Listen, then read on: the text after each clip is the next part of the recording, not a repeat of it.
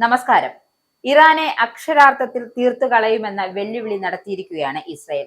ഇസ്രയേലിനെ നേരെ ഇറാൻ ആക്രമണം നടത്തുന്ന പക്ഷം മുൻപുണ്ടായിട്ടില്ലാത്ത വിധമുള്ള തിരിച്ചടി നേരിടേണ്ടി വരുമെന്നാണ് ഇസ്രയേൽ പ്രധാനമന്ത്രി ബെഞ്ചമിൻ നെതന്യാഹുവിന്റെ താക്കീത്.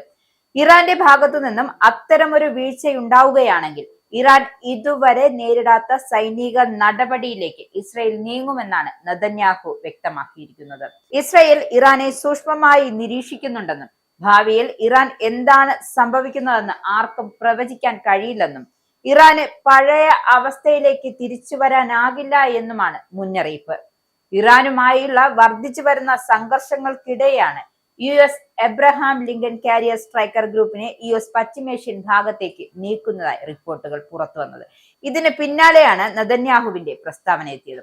അതേസമയം ഗാസയിലെ യുദ്ധാനന്തര ഭരണം സംബന്ധിച്ച് US നേതൃത്വത്തിലുള്ള പദ്ധതികളെ കുറിച്ചും നെതന്യാഹു സംസാരിച്ചു. തുർക്കി ഖത്തർ സൈനികരെ ഗാസയിലേക്ക് പ്രവേശിപ്പിക്കില്ലെന്നും നെതന്യാഹു കൂട്ടിച്ചേർത്തിട്ടുണ്ട്.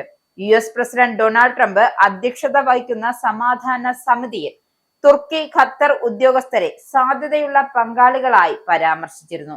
ഗാസയിൽ തുർക്കിയുടെ ഏതെങ്കിലും വിധത്തിലുള്ള പങ്കാളിത്തത്തെ ഇസ്രയേൽ ആവർത്തിച്ച് എതിർത്തിട്ടുണ്ട്. കൂടാതെ ഖത്തറുമായി ഇസ്രയേലിന് അസ്വസ്ഥമായ ബന്ധമാണുള്ളത്. ഇറാനിൽ നടന്നുവരുന്ന രാജ്യവ്യാപക പ്രതിഷേധങ്ങളുടെ ഭാഗമായി 4029 പേരെങ്കിലും കൊല്ലപ്പെട്ടതായും പ്രവർത്തകർ പറയുന്നു. അതേസമയം യഥാർത്ഥ കണക്ക് ഇതിലും കൂടുതലാകാമെന്നാണ് റിപ്പോർട്ട്. US ആസ്ഥാനമായുള്ള human rights activist news agency പറയുന്നതനുസരിച്ച് ഭരണകൂടത്തിന്റെ അടിച്ചമർത്തലിനിടയിൽ 26,000-ലധികം ആളുകൾ തടവിലാക്കപ്പെട്ടിട്ടുണ്ട് എന്നാണ്. ഇറാനിയൻ അധികൃതർ ഇന്റർനെറ്റ് നിയന്ത്രിക്കുകയും വിവരങ്ങളുടെ ലഭ്യത പരിമിതപ്പെടുത്തുകയും ചെയ്തതുകൊണ്ട് മാധ്യമങ്ങൾക്ക് ഈ കണക്കുകൾ സ്ഥിരീകരിക്കാൻ ഇതുവരെയും സാധിച്ചിട്ടില്ല.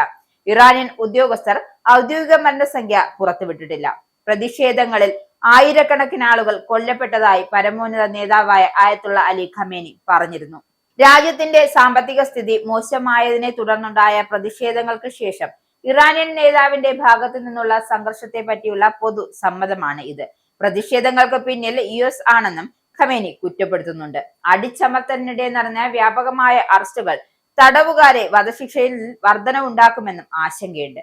ലോകത്തിൽ വധശിക്ഷ നടപ്പാക്കുന്ന പ്രമുഖ രാജ്യങ്ങൾ ഒന്നാണ് ഇറാൻ. എന്തായാലും ഇറാൻ ഇസ്രയേലിനെ തൊട്ടാൽ പരിണതഫലം അതികഠിനമായിരിക്കുമെന്നാണ് താക്കീതാണ് ഇസ്രയേൽ ഇപ്പോൾ നൽകിയിരിക്കുന്നത്.